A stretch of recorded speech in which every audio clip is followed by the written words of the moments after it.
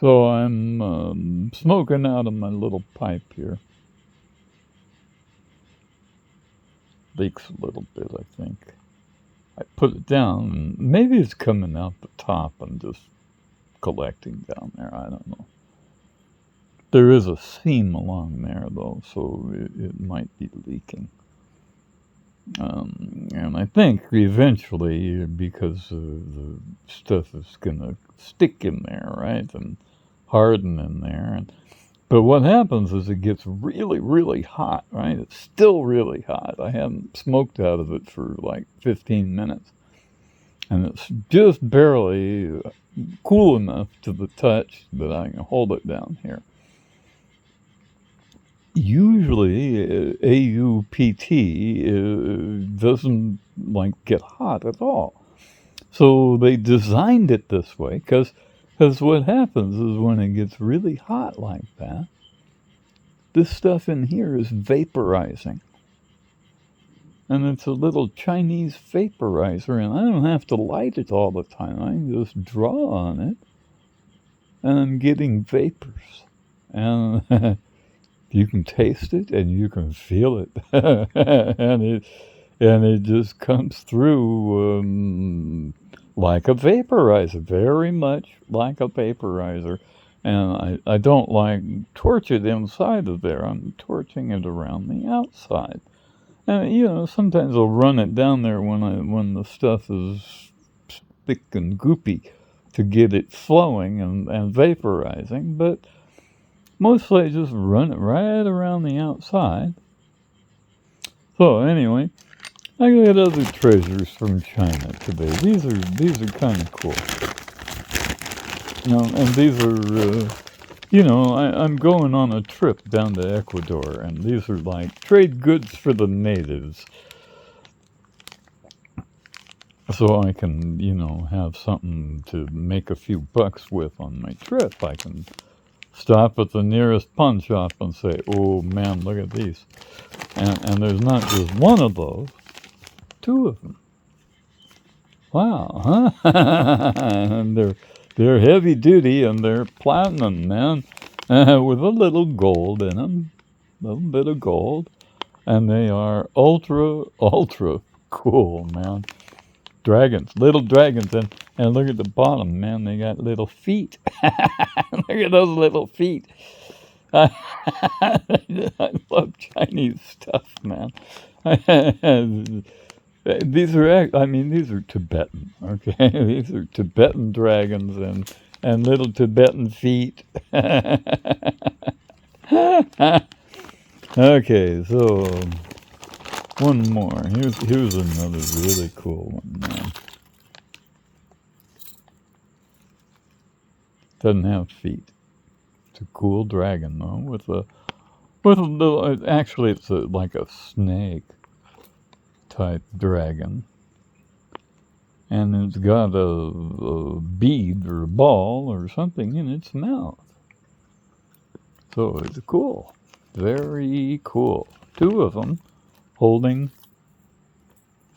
a belt together. I mean, it's not a belt for me, probably. I'm a little bigger than that, but I can see it going around some little Chinese lady, or,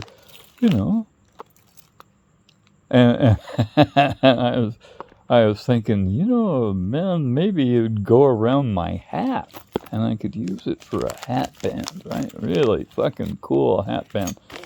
And it worked. I would have to like cinch it up a little bit, not much. It's about that much actually. But it weighs about 3 pounds. And so it's like Headache City. You don't want to put it on your hat, probably. All right, so here's the goodie. This one's my favorite. First of all, it got a little hole in there about I don't know, about a 45 sized hole.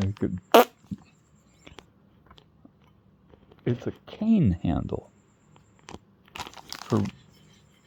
walking around since I'm in a wheelchair at the moment, but planning on walking real soon. It's my walking stick handle. Not far out. So, and you know, it's not gold, it's AUPD gold. It doesn't weigh very much. It's gold, right? That's gold. And just not heavy gold because it's made with palladium. And palladium is lighter than it shouldn't be lighter than aluminum, but it is. And I don't know why. AUPD is stronger than steel. And lighter than aluminum. And this has a little bit more gold in it, so it's a little bit heavier than aluminum, but not much, man. Not much.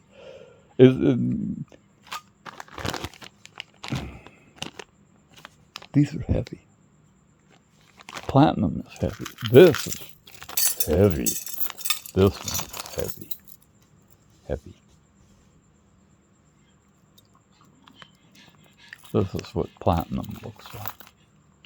And it doesn't tarnish like silver, first of all. That's the first clue. And the Chinese silver, actually it's Tibetan silver, is what they call it. It's not silver. There's no silver in there. Silver melts at about 950 degrees Celsius. Platinum melts at 1768 degrees Celsius, almost 2,000 degrees. It's not easy to get there. With modern stuff, it's not easy to get there.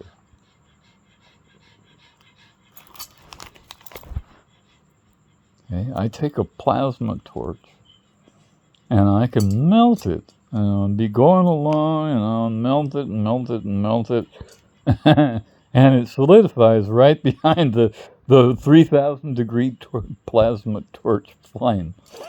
It just solidifies right behind it because it's got such a high melting point. And it's a superconductor for heat, right?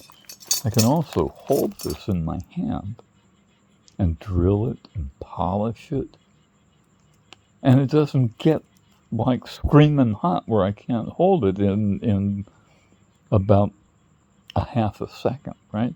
If it was a piece of silver and I tried to do that, it would get so hot immediately, I mean like 1 second, that I couldn't hold it. So that's what room temperature superconductors do. Many things conduct magnetic energy. Plastic, for instance, you can put magnets on either side of the piece of plastic, even a thick piece of plastic, and there's no resistance. It doesn't respond to magnetic energy. This does because it's diamagnetic, which means it resists an applied magnetic field. Okay, so if I stick a magnet up inside it there, I can stick another one on the outside and it'll stay, even though this is not magnetic, because the magnetic field is passing through there. Now, if I put a magnet inside of a metal, an iron or steel pipe, right over the magnet, there will be some magnetism.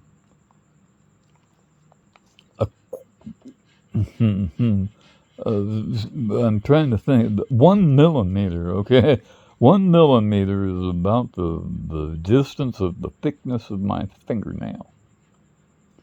1 millimeter away from where that magnet is touching underneath, that magnetic field is gone. You can't get a piece of metal to stick to it. You can get another magnet to stick where the other magnet is, but it won't stick down here. It'll only stick to the metal. It's not sticking to the magnetic field. So if I took like a piece of iron, non-magnetic iron, and my magnet inside of an iron or steel pipe, it would not pick up another piece of iron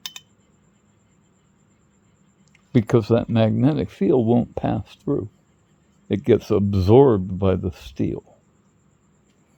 That's not true with this stuff. It passes a magnetic field. It also wicks away heat because inside this metallic stuff, it's AUPT.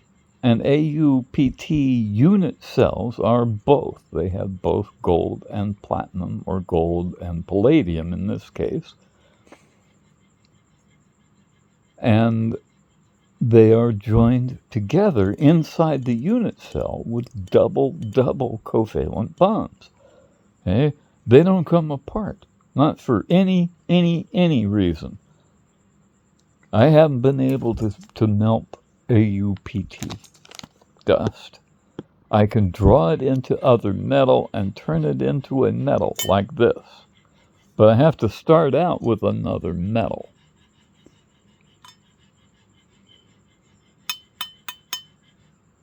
And when it comes out, it rings like a bell. Okay, so it's solid. And it develops metallic bonds between the unit cells. So it has both metallic bonds and covalent bonds. And because of the palladium and gold mixed together,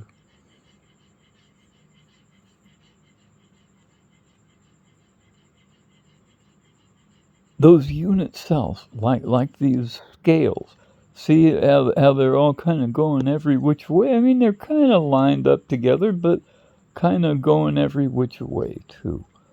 And there's some order to it, but each one depends on its nearest neighbors for its orientation. And that's what happens inside the crystal lattice here.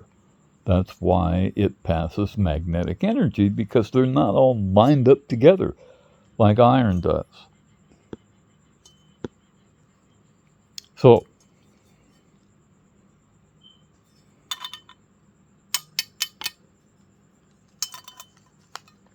it's cool stuff.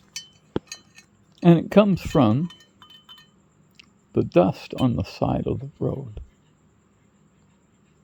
Or in Vietnam, one of the things they do is they've got these big, like, termite mounds, right? That are like a couple of meters tall, 3 meters tall. And the termites build them out of AUPT dust. And they don't use the rocks, they just use the dust. And so the clever Vietnamese take the dust out of the termite mounds so that they don't have to screen it down like I do. I screen it down, and that way I get all the rocks out, and it then moves into other metal when I heat it up. So I can build something like this out of, say, like an aluminum pipe. And I can turn it into AUPT, and I can make it look silver, or I can make it look gold, depending on how much heat I put on it. And I can make it look gold just by heating it more, because it's starting to evaporate out the surface. Gold has a lower melting point than palladium, so it's moving towards the heat. And when I'm heating it with my torch, that's what's going on. It moves towards the surface. So the inside can be more silvery looking, and the outside more goldy looking.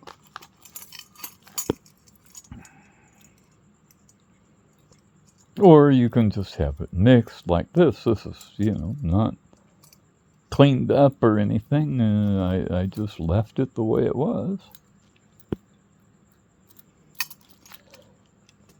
So, and this, of course, my little Chinese vaporizer. Platinum is the single most useful metal probably in the whole universe because of its crystal structure. It's got little hoppers in it, like little holes, like this, like those little holes there. And inside of them that goes down to a point that is atomic in size. And what happens is it squeezes things together or takes them apart. And so if I put some AuPd, palladium, gold alloy, in hydrogen peroxide, it begins making more hydrogen peroxide.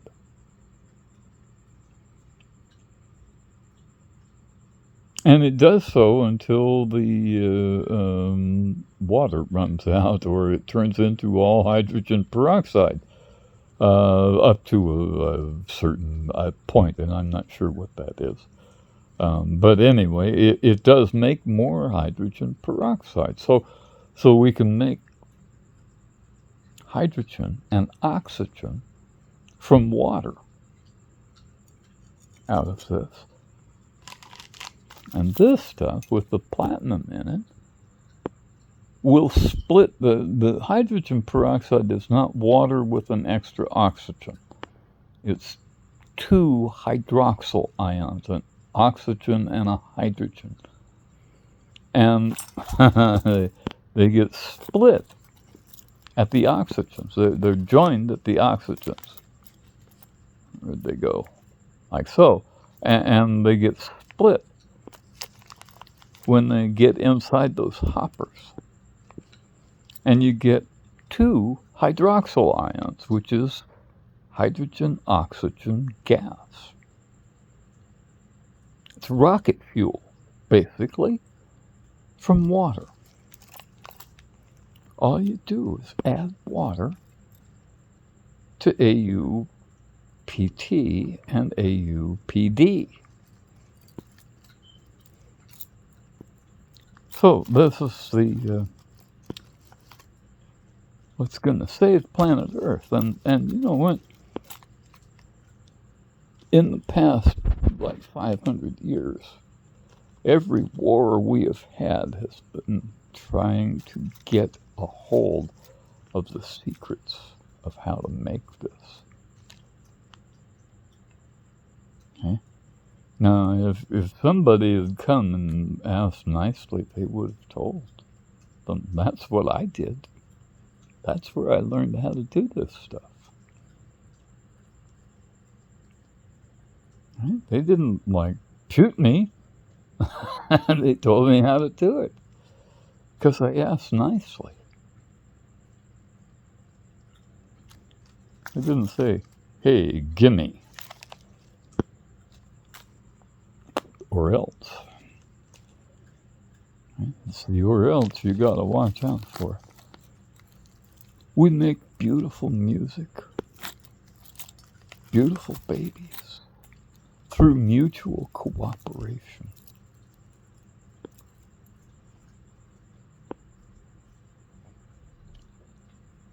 Force and coercion cannot give good results.